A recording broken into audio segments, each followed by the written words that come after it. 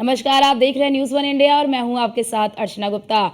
CM Yogi Adityanath आज ताबड़तोड़ जनसभाएं करेंगे। गोरखपुर, मिर्जापुर, बिहार में जनसभाओं को संबोधित करेंगे। 11:10 पर आपको जानकारी दे दें कि कैंपियरगंज गोरखपुर में जनसभा को संबोधित करेंगे। दोपहर 1 बजे 96 मिर्जापुर में जनसभा को संबोधित करेंगे। 3:10 पर पटना में जनसभा को संबोधित करते हुए नजर आएंगे। 4:30 पर भोजपुर बिहार में जनसभा को संबोधित करेंगे और शाम 6 बजे पाटलिपुत्र में जनसभा को संबोधित करेंगे। क्योंकि अब अंतिम चरण का मतदान होना है और अंतिम चरण में 57 सीटें शामिल हैं, जिसमें बिहार की 8 से अधिक सीटें, यूपी की 13 सीटें और अन्य राज्यों की भी कई सीटें शामिल है, जिसमें पंजाब की 13 सीटें शामिल है।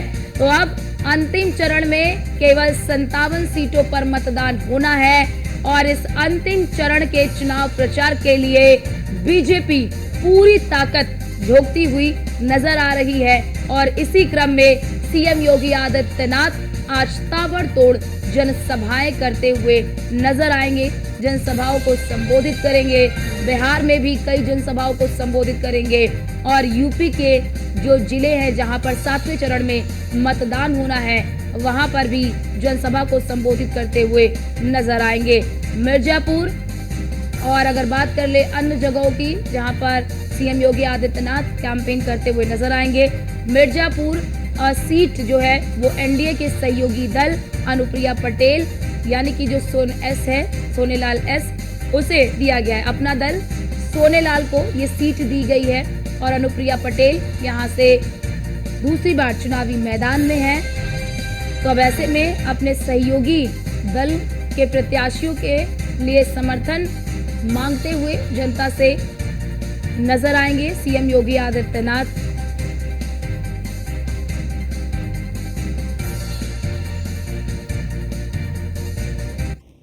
और हमारे साथ हमारे तमाम संवाददाता ग्राउंड जीरो से हमारे साथ जुड़ चुके हैं।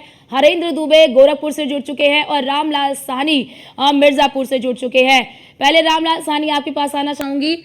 मिर्जापुर कितने बजे आएंगे मुख्यमंत्री योगी आदित्यनाथ और क्या कुछ तैयारी उनके दौरे को लेकर? मिर्जापुर आज 12:40 उनका आगमन है और 1:20 यहाँ से प्रस्थान है। बताते चले कि इस समय जितनी भी पार्टियां मिर्जापुर में हैं सारे के सारे ताल ठोक रहे हैं कि हम जीत रहे हैं, हम जीत रहे हैं, हम जीत रहे हैं। लेकिन जनता ये जानती है कि हम किसको जिताने जा रहे हैं। फिलहाल में जो यहाँ पर जो 13 सीटें पूर्वांचल की बची हुई है, इन 13 सीटों पे जातिगत जो समीकरण है, इस पे बहुत बड़ा चांस है कि कौन कितना अधिक अपने तरफ मत हासिल कर सकता है। इस तरह से देखा जाए तो जनपद मिर्जापुर में भी यही नियम लागू हो रहा है कि कौन किसके बिरादरी का कितना वोट मिल रहा है। ये पटेल बता दे कि जो है कि पटेल यहाँ पर सबसे ज्यादा संख्या है और पटेलों को लेकर के इस समय अनुप्रिया पटेल को जो तीसरी हैट्रिक लगाने के चांस में दिखाई पड़ रहा है। जिस तरह से प्रधानमंत्री जी हैट्रिक पे आएंगे, उस तरह से अनुप्रिया पटेल भी हैट्रिक पे लगभग में है।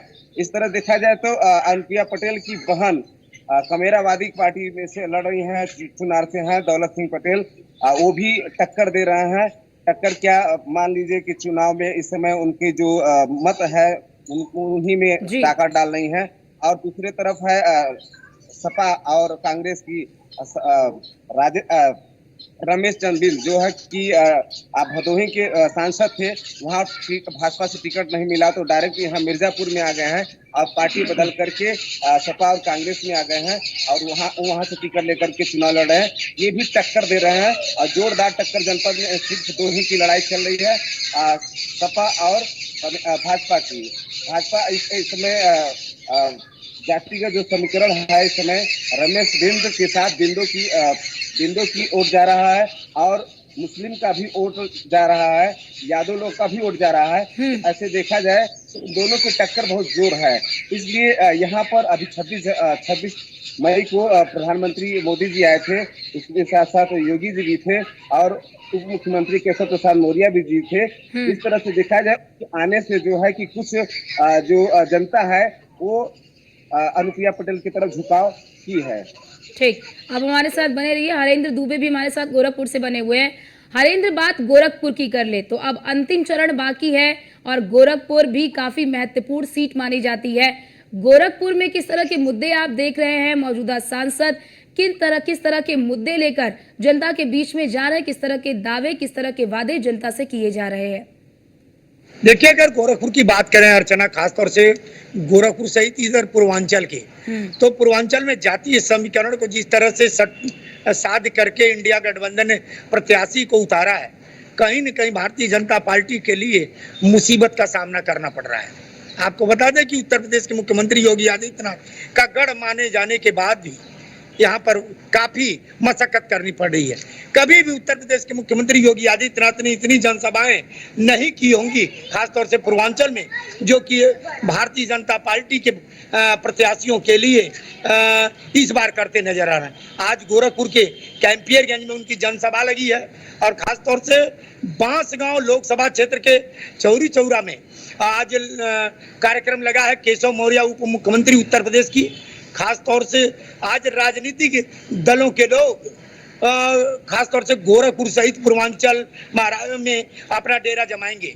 जातीय समीकरण को की अगर बात करें तो गोरखपुर में 5 विधानसभा, 5 विधानसभा में निषाद बाहुल्य जनता है और खासतौर से इन पर जो इंडिया गठबंधन ने इस बार सटीक विश्लेषण करके और प्रत्याशी उतारा है, कहीं न कहीं रवि किशन के लिए मुसीबत का सबब बनते नजर आ रहा है।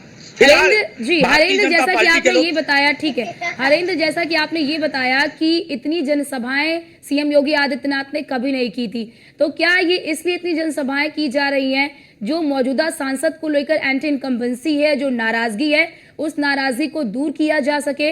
और सीएम योगी आदित्यनाथ क्योंकि सूबे के मुखिया भी हैं और यहाँ से कई बार सांसद भी रह चुके हैं, एक प्रमुख चेहरा भी हैं, और इसी कारण क्या इतनी जनसभाएं की जा रही हैं?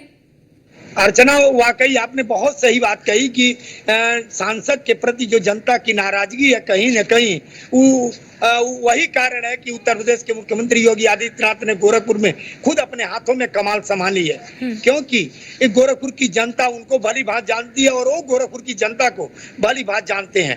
इसी के कारण जब इधर उनका दौरा हो रहा है तो खासतौर से 2 विधानसभा और अन्य स्थानों पर उनकी सभाएं लगाई जा रही हैं, ताकि जो सांसद के प्रति लोगों की गलत धारणा बन गई है उसे दूर किया जा सके।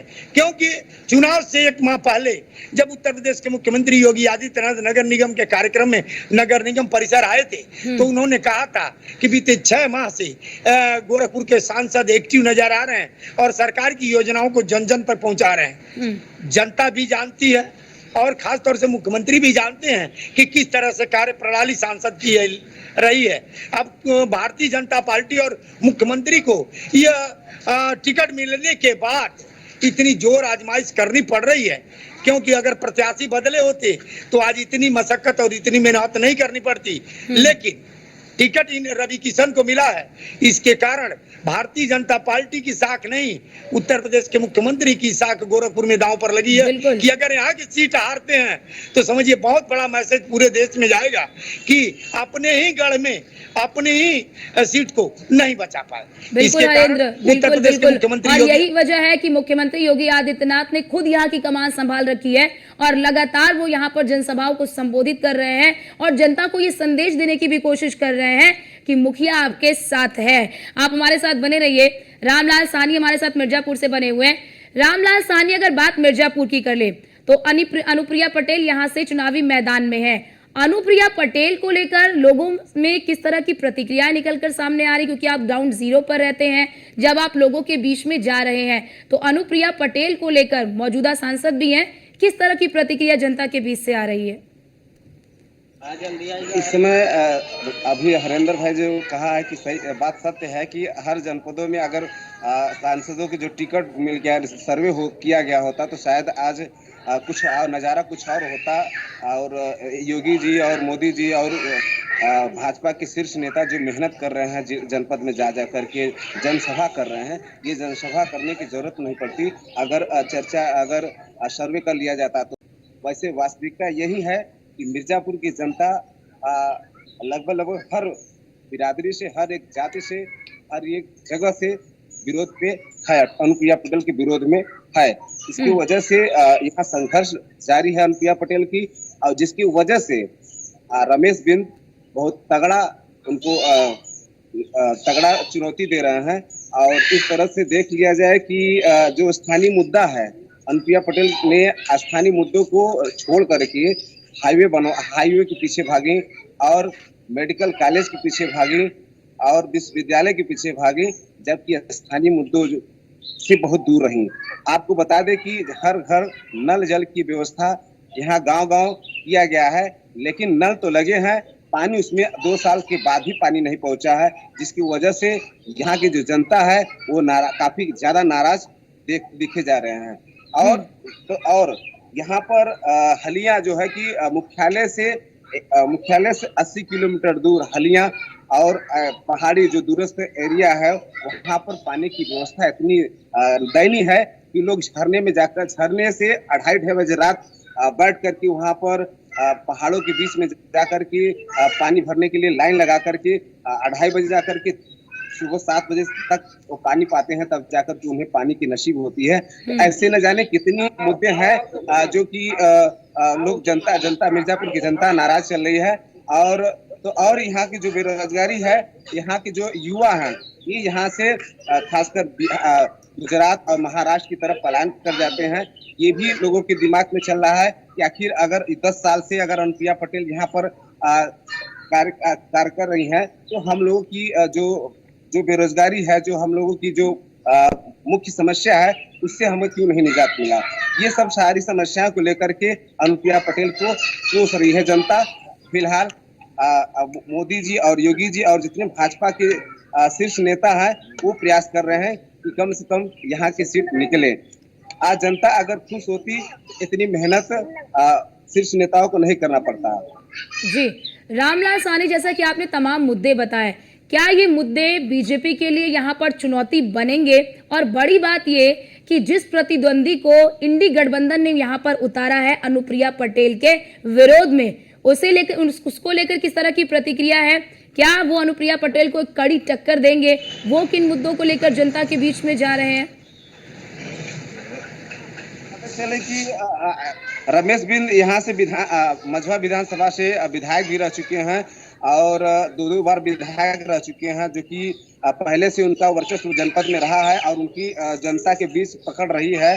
और राजा भैया के बयान पर यहाँ के जो उनकी पार्टी थे राजा भैया की, वो भी जगह जगह जाकर के दुष्प्रचार कर रही है अनुप्रिया पटेल के बारे में, और जो कि ये भी एक फैक्टर है उनको डाउन करने का। दूसरा ये है कि भाजपा के जो बागी नेता मनोज श्रीवास्तव हैं, वो अपने 40 वर्षों से भाजपा में रहे और इस पिछले नगर पालिका अध्यक्ष चुनाव में उनका टिकट काट दिया गया था, जिससे वो काफी नाराज चल रहे थे। और नाराजगी की वजह से आज वो भाजपा से इस्तीफा देकर के भाजपा के जो भी पार्टियां हैं, उनके जो भी प्रत्याशी हैं, उनका विरोध खुलकर कर रहे हैं। जगह जगह नुक्कड़ नाटक के माध्यम से लोगों को समझाया जा रहा है कि इनको वोट न दिया जाए, इनको वोट दिया जाए। ये फायदा रमेश बिंद को मिल रहा है।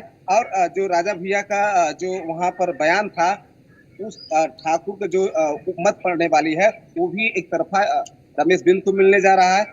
देखा जाए कि इधर ठाकुर और रमेश बिंद को जो की पकड़ हो रही है, तो इधर ठाकुर और इधर बिंद और यादव मुस्लिम एक तरफ से पूरे झुकाव रमेश बिंद की तरफ जा रही है। ये एक बहुत बड़ा मुद्दा है कि अनुप्रिया पटेल को दिक्कत कर रही हैं, जो कि टक्कर एकदम जोर शोर से टक्कर दे रहे हैं रमेश बिंद। यानी कि रामलाल, यहाँ पर स्थानीय मुद्दे भी हावी हैं और अनुप्रिया पटेल को उनके प्रतिद्वंदी भी कड़ी टक्कर दे रहे हैं। हरेंद्र बात गोरखपुर की कर ले तो 1998 से 2014 तक लगातार यहाँ से मुख्यमंत्री योगी आदित्यनाथ ने इसका प्रतिनिधित्व किया सांसद के रूप में। उनके द्वारा जो कार्य किए गए वो तो जनता के सामने है ही, लेकिन बतौर सांसद रवि किशन ने किस प्रकार का यहाँ पर कार्य किया है, उनके कार्यों को लेकर जनता किस तरह की प्रतिक्रियाएं दे रही है?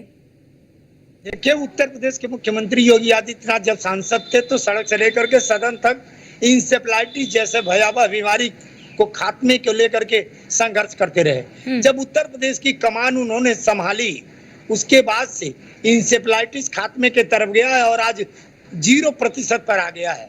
खास तौर से रवि किशन की अगर बात की जाए काम करने की, तो बोर्ड तो लगे हैं, क्योंकि उत्तर प्रदेश के मुख्यमंत्री योगी आदित्यनाथ ने काम किया है और सांसद होने के नाते रवि किशन का नाम बोर्ड पर चस्पा है। लेकिन कहीं न कहीं सांसद ने स्वयं कोई ऐसा काम नहीं किया है जिससे जनता उनके प्रति जागरूकता दिखाए। यही कारण है कि आज उत्तर प्रदेश के मुख्यमंत्री योगी आदित्यनाथ को इतनी कड़ी मशक्कत करनी पड़ रही है।